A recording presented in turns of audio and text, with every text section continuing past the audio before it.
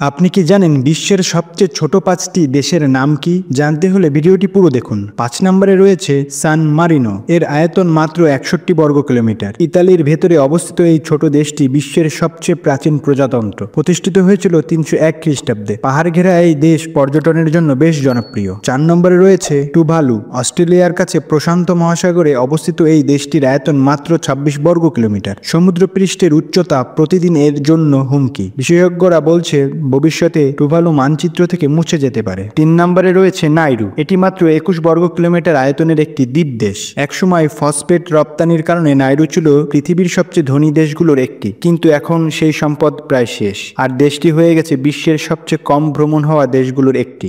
2 নম্বরে রয়েছে মোনাকো। ফ্রান্সের দক্ষিণ উপকূলে অবস্থিত মোনাকোর আয়তন মাত্র 2.08 বর্গ কিলোমিটার। এটি বিশ্বের সবচেয়ে ঘনবসতিপূর্ণ দেশ। ক্যাসিনো, বিলাসবহুল হোটেল আর ইয়টের জন্য মোনাকো ধনী পর্যটকদের স্বর্গরাজ্য হিসেবে পরিচিত। 1 নম্বরে রয়েছে ভ্যাটিকান সিটি। পৃথিবীর সবচেয়ে ছোট দেশ, আয়তন মাত্র 0.49 বর্গ কিলোমিটার। ইতালির রোম শহরের ভিতরে অবস্থিত এই দেশই রোমান ক্যাথলিক চার্চের কেন্দ্র। এখানে বসবাস করে পোপ। ছোট হলেও ভ্যাটিকান সিটি পুরো খ্রিস্টান বিশ্বের জন্য অত্যন্ত গুরুত্বপূর্ণ স্থান। এমন সব তথ্য জানতে হলে আমাদের চ্যানেলটি এখনই সাবস্ক্রাইব করুন, আর ভিডিওটি ভালো লাগলে অবশ্যই লাইক ও কমেন্ট করুন।